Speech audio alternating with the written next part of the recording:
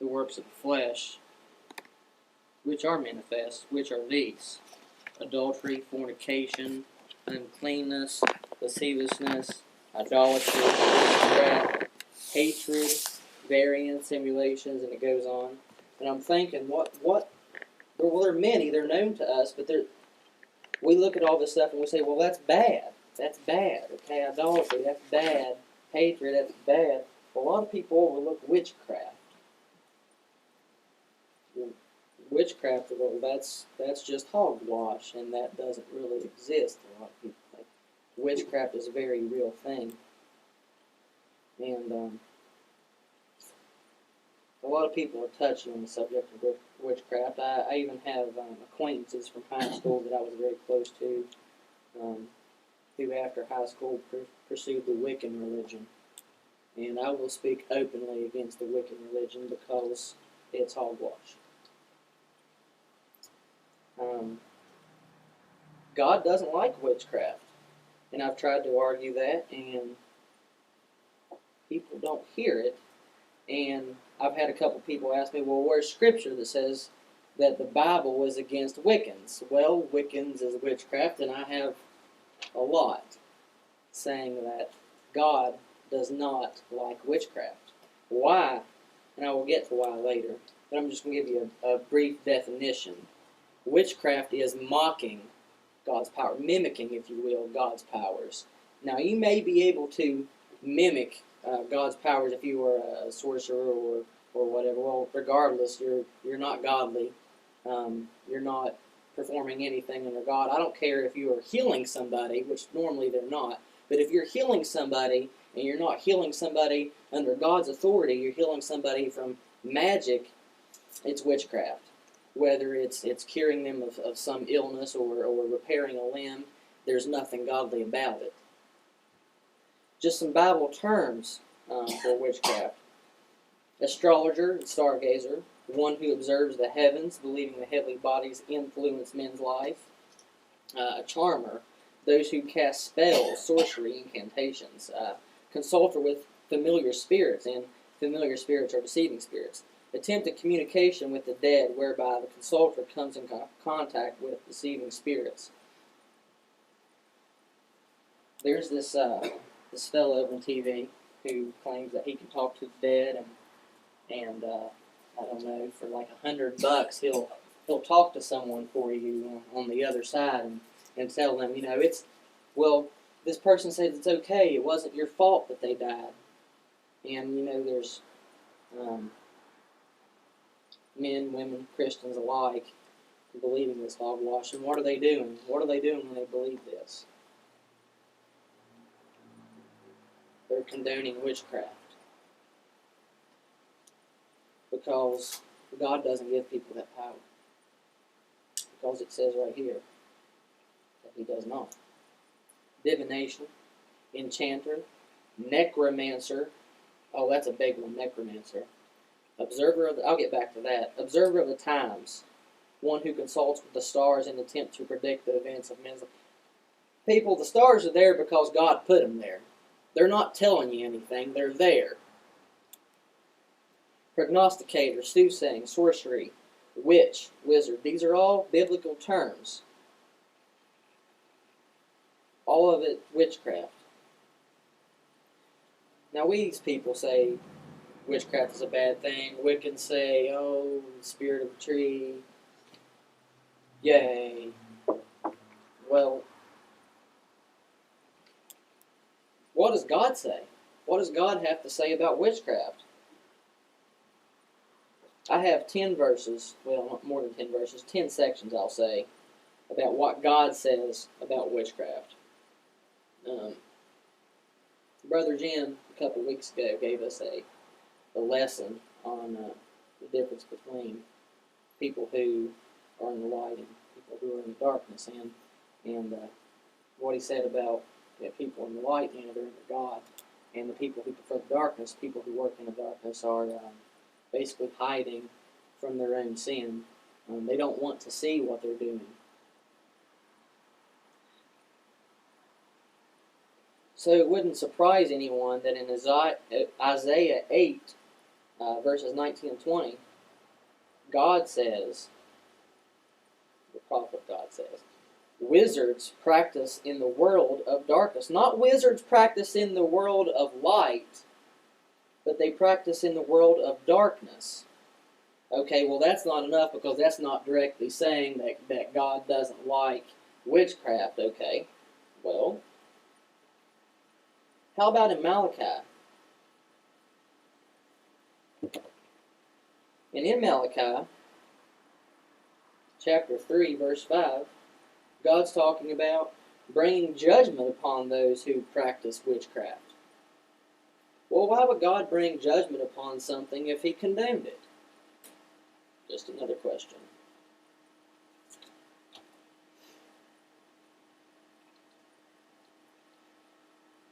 In Isaiah 47, God also refers to witchcraft as wicked and perverted. I'm not sure wicked means it's acceptable, but we'll keep going because sometimes there's deaf ears.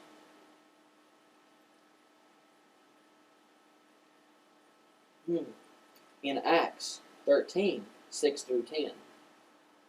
A sorcerer is a child of the devil. That's plain black and white. A sorcerer is a child of the devil, an enemy of righteousness, and one who seeks to pervert things. Witchcraft influences our life, and God has warned us about it. In Deuteronomy 18, God warned His people about learning the way of the heathen. Witchcraft is in our lives today, whether we want to see it or not. And when it hit me, I was a little upset. And the reason I was upset is because I realized that not only my family or our congregation, but myself has been influenced by this. I could go as far as to say music. Haven't done a lot of research on that, but I will eventually be preaching on the connection between witchcraft and music. It's a very touchy subject, and I want to know all my stuff. But what I have researched is our media.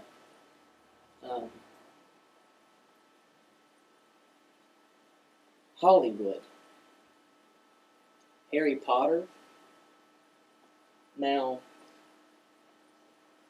most adults can recognize that Harry Potter is, it's a fiction movie. But my problem with that is witchcraft is a very real thing, and what they're portraying in Harry Potter is that there's good magic and there's bad magic. Now, Harry is defending the world from the evil with his magic, but who is he giving credit to for this magic? Is he giving God credit? Is he a prophet of God performing miracles? Or is he a wizard performing witchcraft? My brother asked me, he's like, well, so you're going to preach this sermon on witchcraft. Let me ask you this question. If there's a dying baby that has leukemia and it's only got a few seconds left to live and someone cures it with magic and the baby gets to live and have a long, healthy life, that's bad? I said, if it's not under God and it's not a miracle, it's magic and it's a witchcraft and it's wrong. Why did Harry survive? Why did he survive? The story's fiction. He survived apparently because he had part of the evil in him, which is another good point. I'm glad you brought that up. He had part of the evil in him. So part of the evil's power was in Harry Potter. So that's even going as far as saying that the evil is stronger than the good magic. So I would like to see a rendition of Harry Potter, the prophet, performing miracles, banishing demons. I think it would sell. But more importantly than it selling, I think it would be a good message, right? God has a humorous, and I will say humorous, way of dealing with witchcraft. Because when I read this story, thinking about Harry Potter and magic and demons, I giggled a little bit. because Pharaoh thinks that he's all powerful and that Moses is hogwash and that Aaron is hogwash and this whole godly prophet organization is hogwash, so he decides to test them a little bit. He wants to see a miracle. And God had told Moses beforehand, well, when he wants to see this miracle, cast your staff on the ground, and it's going to turn into a serpent. Well, Pharaoh's like, oh, blah blah, whatever. My sorcerers, my wizards can do this. Watch this, and he had all of his witches. We'll just say witches because that's what they are. Two of them, as a matter of fact. He had them come out and throw down theirs. And well, they only got one staff. Pharaoh's got two, and he threw down two staffs that turned into the serpents. What was God's response? He took away the firstborn. That brought him. I'm looking for something else. Moses' staff ate the other two staffs. Bingo.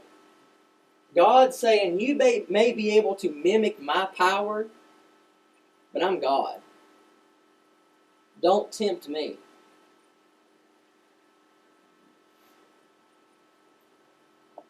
What's an abomination?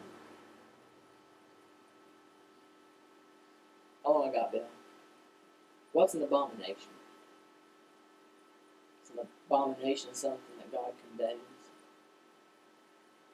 Is an abomination something God loves? No. Deuteronomy 18:11-12, it says plainly, immorally pure. God intensely hates it. It's not right in his eyes. And witchcraft is described as just that, an abomination. Now, in Old Testament law in Exodus 22 says that thou shalt not suffer a witch to live. Now, I'm not saying go out and kill people if you think they're a witch. That's not at all what I'm saying. But I'm saying at one point in time, the punishment for being a witch was death.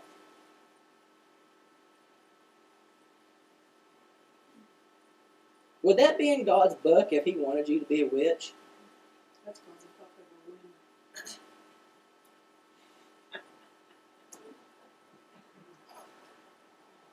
a woman. Okay. Another story, real quick. I don't have much more time. Elymas, you know him as Bar Jesus.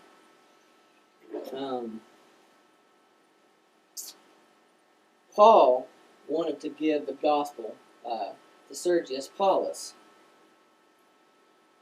This sorcerer thinks he's just going to get in the way of that. I guess I can't give you the whole story. We'll cut it short. Needless to say, that sorcerer ended up blind. You can't get in the way of gospel, especially not with witchcraft. Simon the sorcerer. So Peter's performing all these miracles, right? Peter's doing it under God. That's okay. That's not witchcraft. That's not magic. That's miracles. But Simon the sorcerer sees this. He's like, wow, that guy's got a power I don't have. I need that. So he seeks out Peter. Peter says, sorry, buddy, I can't sell you that. Because this here's not magic. This is a miracle by God. Bad things have happened in history because of witchcraft. Now, I have a lot more on this. I could sit up here, I could preach to you for about 5 hours on this. To be honest, most people consider it kind of a lame topic, and that's what concerns me the most. It's a very serious topic, and if you leave here with anything today, I want you to get 3 points.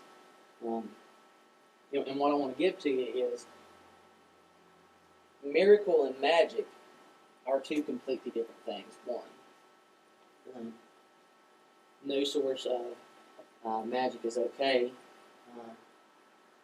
The word witchcraft comes from a Latin word, pharmakia, which also we get our word pharmaceuticals from. So the second thing I want you to get where you have witchcraft, you're going to have drug abuse. Without going further into it, you can do some research. I'll give you my email address. I'll give you what I have. You'll also find that where there's witchcraft and drug abuse, there's idolatry and rebellion. These are all gateways that lead to witchcraft. The things, see, us as adults, we're able to look at this stuff and say that's wrong, that's not godly, because we're adults and we rationalize that way. Christian adults can see this for what it is. It's evil. But who can't? See, we can watch things like Harry Potter. We can play video games like, what's the one? Legacy of Kain, Soul Eater, or Vampire of some sorts. We can see that for what it is. It's evil. It's not going to influence our life. But who does it influence? Our kids. Like I said earlier, God warned His people about learning the way of the heathen. Well, how do you perform witchcraft? You learn it.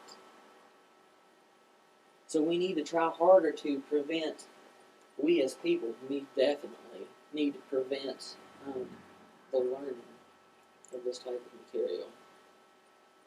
And the third thing that I want you to get from this is kind of hard for people to admit the demons in their life. It's hard for people to see the witchcraft that is influencing us daily. And there are three types of people that are going to hear the sermon today. I have to wrap up really quickly. One's going to be the mocker. Someone's going to hear this and they're not going to believe it. Personally, I don't believe that's any of you. But I have talked to other people about this, and they've mocked it. Witchcraft isn't a real thing. They're going to do nothing about it. And those people are going to be the people affected by it the most.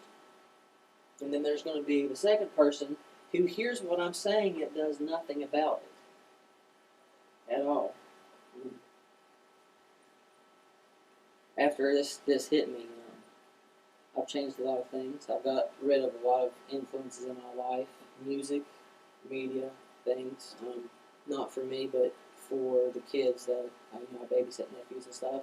Star Wars, I don't want them seeing things like that. The Force. And then there's the third person. And the third person is what I think our church is full of today. The person who hears this for what it is and is going to recognize it and make the changes in their life and keep this away from our youth. Witchcraft is a very, very serious matter. And like I said earlier, it's an abomination before God. So if you walk away with anything today from what I've said, I want mainly those 3 points. Very important. Thank you, church.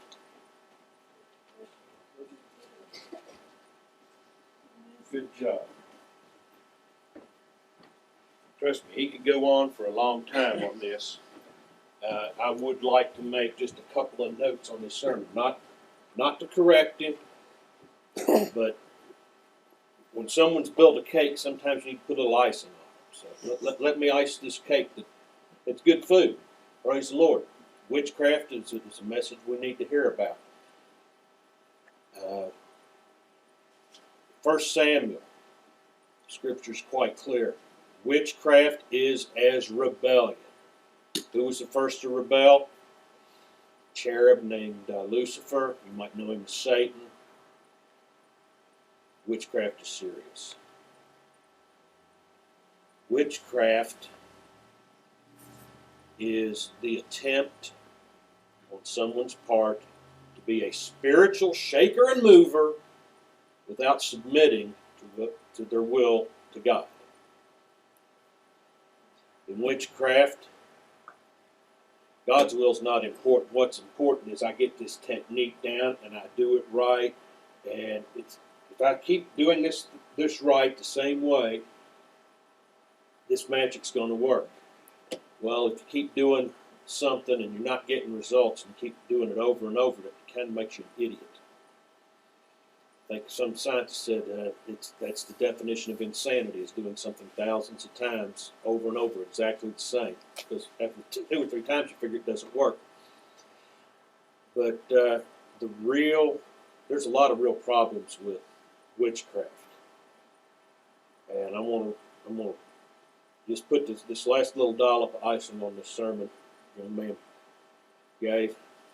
Good job. The price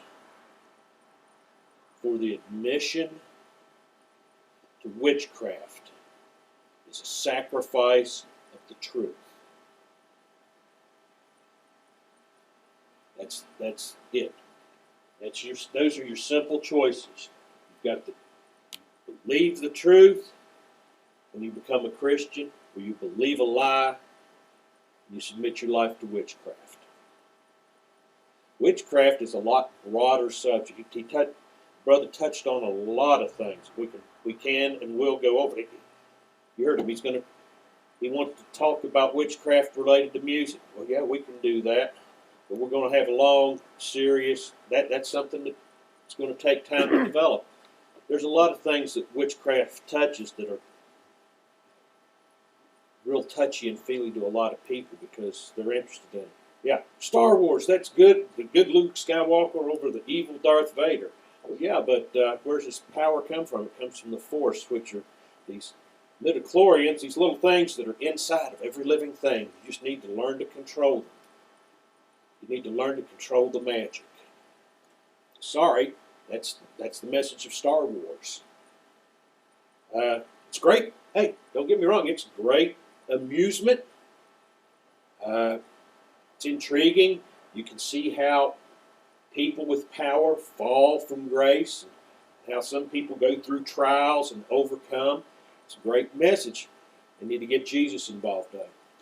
Just my thoughts on it. And I'm not just picking on Star Wars or Harry Potter or anything else. You can pick apart anything.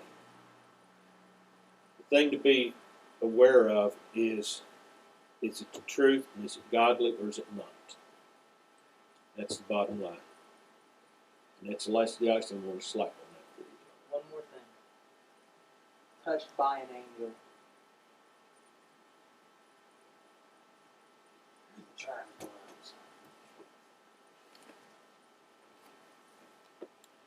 With that, anybody got anything else?